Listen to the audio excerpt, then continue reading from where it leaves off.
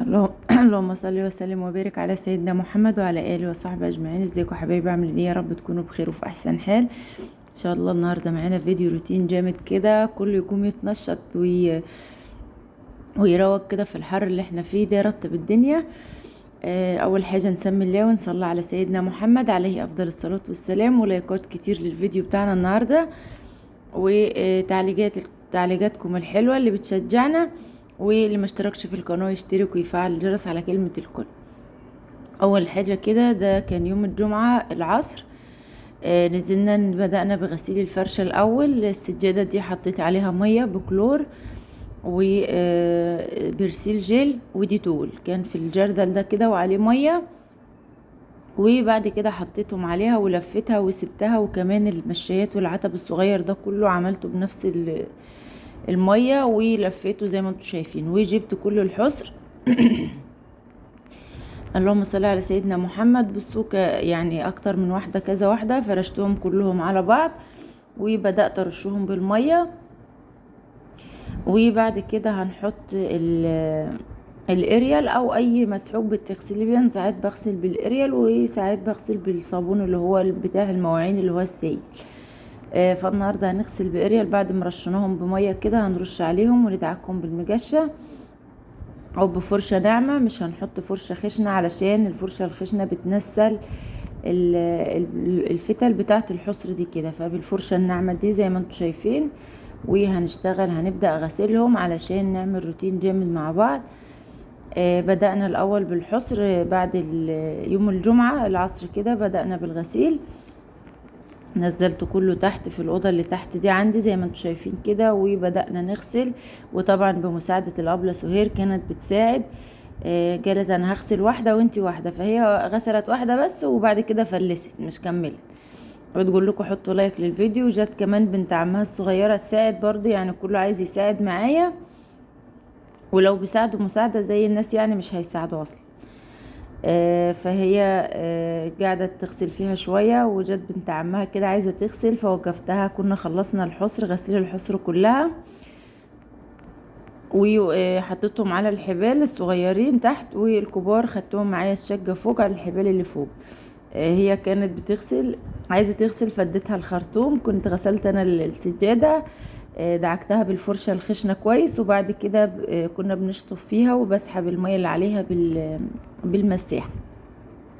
فطبعا هي حابة تشارك بأي مساعدة أو أي حاجة يعني، فكانت بتشطف. فديتها الخرطوم وقلت لها اشطفي السجادة معي. ما تنسوش تحطوا اللايك للفيديو وتكتبوا تعليق حلو كده، وتشتركوا في القناة اللي ما اشتركش علشان القناة تعلى كده ان شاء الله. بصوا كان هنا خلاص بعد المغرب على ما خلصنا، اخدوا وقت صراحة كانوا كتير، والكهرباء الحمد لله كانت قطعت. حطيتهم على البلكونة، وكان في تحت بقى على الحبال برضو شوية حلوين. اللهم صل على سيدنا محمد. وحطيت هنا في البلكونة الحصر على الحبال والسجادة، وكله على الصبح كان مشي. نمنا وصحينا تاني يوم ان شاء الله الصبح على خير كده، يوم السبت، وقلنا نشوف الدنيا عايزة ايه بقى، نروج علشان كنا في اليوم ده مستنيين نتيجة الثانوية العامة، مستنية نتيجة ابني، يا رب ينجحه ويفرحه هو وكل ولادنا. مش يضيع تعب حد يا رب، وينجح الكل ويفرح كل ام واب بنجاح ولادهم، ويفرحهم ويديهم اللي نفسهم فيه يا رب. فقلت نعمل روتين كده قبل النتيجة، نستناها كده ان شاء الله، يعني نكون نقابل النتيجة كده بتشجيع يعني وتفاؤل كده. فقلت هنمسح ونروج ونخلص كده. فجي بعد الظهر حوالي الساعة 12 ننزل على الموقع، قالوا لا بكرة الحد هتنزل. فاحنا مستنيين النهاردة الحد اهوت، يعني ربنا يا رب يطمنا ويطمن كل الأمهات والأبهات يا رب. بصوا انا بدأت الاول بالتنفيض الشبابيك والحاجات دي، البلكونة والتراب عندنا احنا على الطريق، والارض تراب يعني مش اسفلت ولا حاجة، فعندنا كمية تراب يعني بصوا ملهاش حل. مسكت البلكونة كلها نفضتها كويس، وكمان نفضت الشباك وحطيت فيه المخدات زي ما انتم شايفينه كده، برضو نفضته بالفرشة من التراب اللي فيه. وهنغير فرشة السرير. اللهم صل على سيدنا محمد. بصوا انا مش هطول معاكم في التصوير علشان يعني ما اطولش عليكم الفيديو. ف هنفرش وهنروج الأوضة وهمسحها بالمية برضو، ومسحت لمعت الدولاب والسرير والتسريحة وكل حاجة بمية ومعطر كده، يعني ما كانش عندي ملمع الأساس ده فلمعت بالمية والحاجات دي، ولمعنا كل حاجة. بصوا المنظر كده يعني الأول، والتراب اللي على التسريحة بصوا عليها كمية تراب، شايفين التراب على ايدي يعني حاجة كده. فبصوا هنا خلاص خلصنا الأوضة، فرشتها وفرشت فرش نضيف على السرير، وارش شوية معطر كده نخلي الأوضة ريحتها حلوة. ومسحت كل حاجة، والفرشة طبعا كان كل الحصر دي مغسولة. حطيتهم برضو في الشمسة تاني، ومسحنا التراب والبيبان والشبابيك والمراوح والمفاتيح بتاعة الكهرباء. بصوا خلينا كده روتين يعني تشجيعي كده، كل يقوم يتشجع ويعمل زينا كده، علشان صراحة الحتة النظيفة بتخلي يعني الجو هادي وتخلي النفسية مرتاحة شوية. وكانت الأبلة سهير شغالة في الأوضة بتاعتها زي ما انتوا شايفين كده، فطلعت امسح المروحة. شايفين شهادات التقدير بتاعتها كانت معلقاها على الحيطة. طلعت امسح المروحة بتاعتها، ما طلتش صراحة عالية وقفت على الكرسي، فقلت لا خليها اخوها ما يجي يمسحها. ومسحت الدولاب والمراية والسرير وكل حاجة، وحطت ملاية نظيفة، وفرشنا لها الحصيرة دي برضو كانت مغسولة، وخلينا الدنيا زي الفل. نطلع بقى على المنظر اللي انتوا شايفينه ده كده. كان لسه ما عملناش حاجة برا، خلصنا بس الأوضتين دول. هنا هنمسح برضو، ما شلناش المجلس ولا حاجة، بس شلناه كده وكنسنا تحت منه وعدلناه تاني، ومسحنا المراوح والشباك برضو كل حاجة. وشلنا الفرشة بتاعت المجلس دي غسلناها، وعندي واحدة تانية فرشتها يعني بديلة ليها فرشتها على ما نغسل دي. وهنشيل بس الحتة دي علشان اما بنيجي نفرش الحصيرة كبيرة فبنتنيها تحت الفرشة من ورا.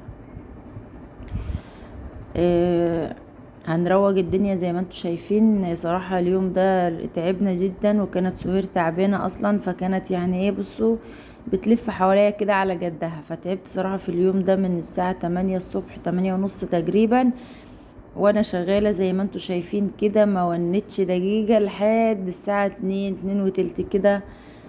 كنت خلاص فصلت خالص، وكنت صراحة حسيت بهمد. وكمان جالي مشوار بعيد، رحت المشوار ده يعني بياخد حوالي ساعة ونص بالعربية رايح وساعة ونص جاي.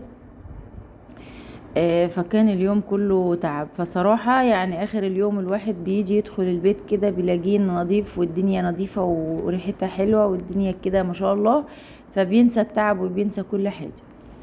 فهنا مسحت الشباك ونفضته كويس، وهنكنس الأرضية، وبعد كده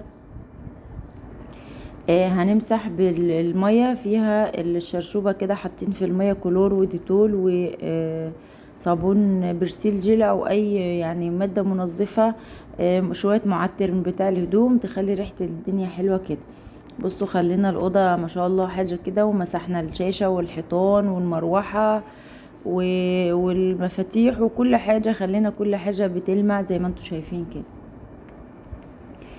انا بحب يعني اعمل حاجة يعني الأوضة اللي بروجها بفرشها وبخلصها، مش بحب اكنس مرة واحدة وامسح كله مرة واحدة وبعدين ارجع افرش، لا بحب اخلص واحدة واحدة كده. كده نرجع بقى للصالة، هي اخر حاجة، مش اخر حاجة يعني، بس في المنطقة اللي احنا فيها دي كده اخر حاجة. كنستها كويس، وبعد كده مسكنا النيش برضو، لمعنا النيش الجزاز والخشب، ولمعنا الأرضية بالمية والديتول والكلور. برضو مسحنا الحتت اللي مش نظيفة في الحيط، نظفنا كده الستاير. يعني اللازم كده في الشغل علشان الدنيا كلها تكون نظيفة ورايقة كده، ونستقبل النتيجة ان شاء الله على خير بتفاؤل وامل وتشجيع كده. يا رب يطمنا ويطمن كل الامهات يا رب على اولادهم، وان شاء الله النهاردة تظهر النتيجة كده على خير، ونبشركم ان شاء الله ببشرة خير. بصوا انا كنست الصالة ومسحتها وخلصت، وده الكوم الكبير. ده المواعين دي بتاعت امبارح مش غسلتها، بعد ما خلصت غسيل الحصر والفرشة كلها طلعت بعد المغرب، وكمان الكهرباء قطعت فقعدت بقى وكسلت وما كنتش قادرة صراحة. فهنشوف بس كده المنظر وهنفصل الكاميرا علشان زي ما انتوا عارفين الجو حر وعندنا غسيله، وهنحط في الغسالة ونغسل الحمام ونظبط الدنيا. فانتوا عارفين الجو حر، ف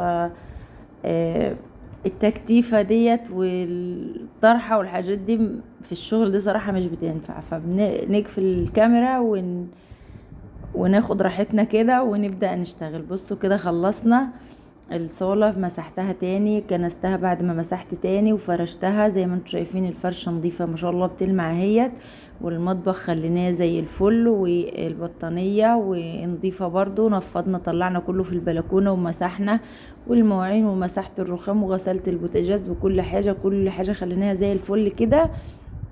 ومسحنا التربو، طلعت كل حاجة بره، مسحته وروقته دخلتها تاني، وحطينا الجزازة بتاعة المبردة تتملي، والفرشة كلها مغسولة ونظيفة زي ما انتوا شايفين. وحطينا الغسيل في التلاجة، وغسلنا الحمام بالديتول والكلور والصابون، وخلينا كل حاجة بتلمع كده زي الفل زي ما انتوا شايفين. وقفلنا كده، يعني كنا كده خلاص على الساعة تقريبا 12 او 11 ونص، كنا خلصنا هذه المنطقة. نخش على المنطقة الاخرى، كان فاضل الشقة التانية. بصوا فيها دهولة السنين صراحة، منظر يعني يدمر النفسية. بس خلاص قلت لا، انا لو كسلت وقلت اقعد شوية او اريح شوية بعد كده بتحس الشغل تقيل، مش يعني خلاص جسمك ارتاح كده، فبتكسلي عن باقي الشغل. فقلت لا، ناخد كله ورا بعضه كده بنشاط. بصوا المنظر، التراب والارض، السرير ده يا رب ربنا يجيب صاحبه بالسلامة. دي اوضة عمرو ابني وهو مسافر بيشتغل. فالاوضه زي ما انتوا شايفينها مترتبه كده. فبرضه غسلنا الفرشه وشلنا السرير، نفضناه ولمعنا له كل حاجه، وخلينا له الاوضه زي الفل. السجاده اهيت. بصوا خلصنا كده وروجنا، روجنا كل حاجه. دي مرتبه كانت على السرير بتاعه. لما اشترينا المرتبه اللي هي الطبيه ديت، حطينا المراتب بتاعتنا ليها على السرير بتاعه، وشلنا ديت ان شاء الله هعملها يعني شلتتين مجلس كده ومسندين في الصاله. وبصوا كنت بحط ايدي على الاوضه، لقيت على الحيطه، لقيت الحيطه سخنه مولعه. روجنا الاوضه ومسحنا كل حاجه. وطبعا الاوضه التانية اوضه ابني الكبير كان معاه واحد صاحبه جوه، فما عرفناش نخش نصور الفينش الاخير. والمطبخ هنا خلصناه. بصوا انا كنت شايله جردل الميه، راح اغيره الميه بتاعه المسيح، وراح اغيرها واحط ميه نظيفه علشان نمسح. فراح الجردل نزل مني كله في المطبخ على الفرشه. بصوا كنت هعيط، شلت الحصيره اللي اتبلت ومسحناه كله، روجنا الدنيا. وكمان ركبنا الخرطوم ده وغسلنا السلم. كان منظر السلم بأس خالص من عزكم الله الزباله اللي طلعناها والحاجات اللي طلعناها عليه. ومسحنا الحصر دي نضيفه، انا كنت عايزه اغسلها بس هي ما بنخشش الصالة دي كتير يعني، فكنسناها كنسة محترمة. وبرضو مسحتها كده بالشرشوبة، ونقفل كده ونضلم الدنيا. وما تنسوش